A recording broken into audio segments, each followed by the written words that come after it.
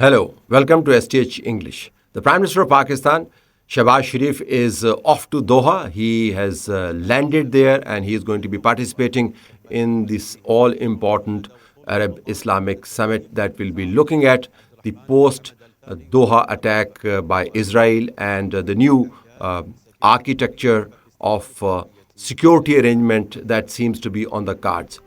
So far, the signals are very clear. This is not going to be a arrival, discussion, a great cup of coffee, and departure kind of a summit.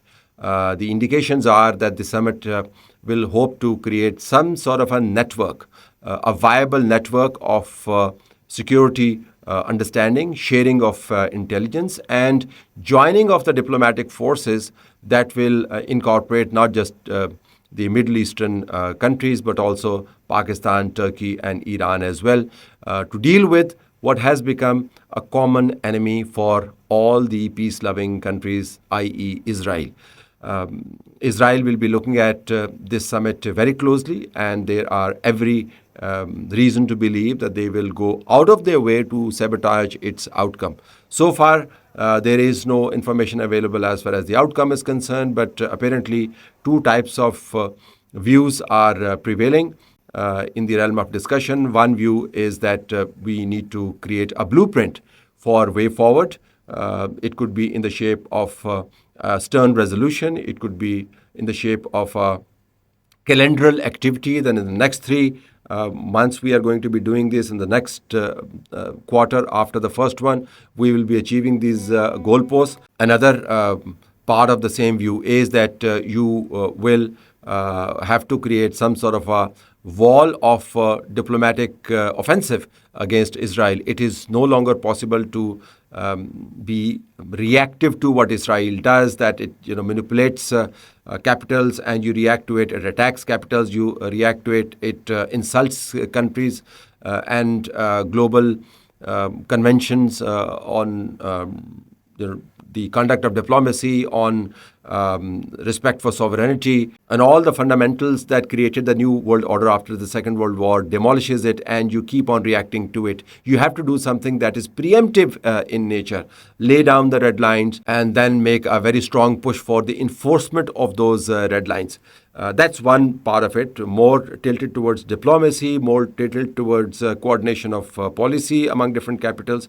The other is the more radical view of what the summit ought to yield, which is that you will have to create some sort of a regional defense force.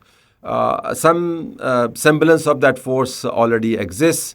And Pakistan has had some sort of an association with that in the shape of retired Chief Army Staff General Rahil Sharif's presence.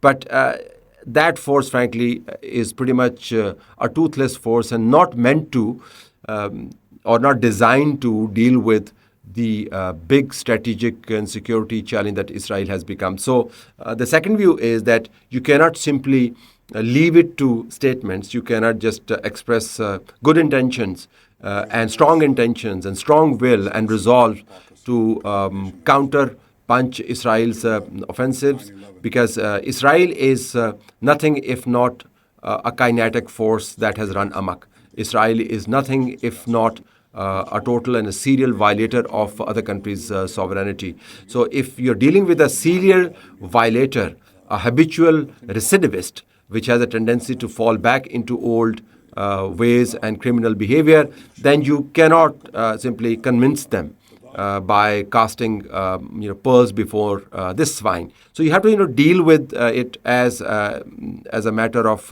a security challenge, clear and present security and kinetic danger. If that is the view, then you will have to create some sort of a local NATO. You will have to create some sort of a local Warsaw. Whether that will prevail or not, there are many a slip between the cup and the lip, and there are many hiccups involved as well. But that's the other view of it. My own sense is that the summit is probably going to be a meeting ground of both these views. It will not fall in either direction in extreme. Of course, diplomatic incentives are there for these countries to join forces, and diplomatic need is also there.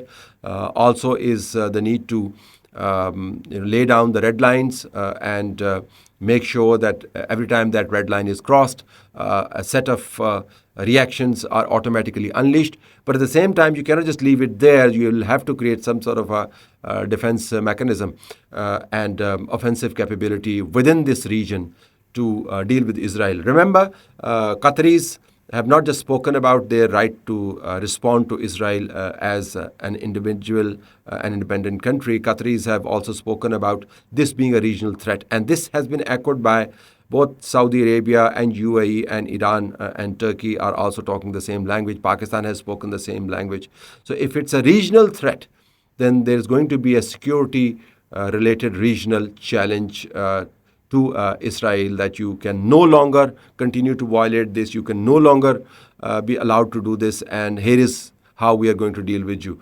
So Middle East and Gulf is changing, but it no longer is confined to Middle East and the Gulf. It involves other formidable powers, Pakistan from this part of the world, neighboring Iran, Turkey across the border, and Egypt on the Horn of Africa. So Middle East, Egypt, Turkey, Iran, Pakistan. This is going to be a big ticket summit. Let's see what comes out of it.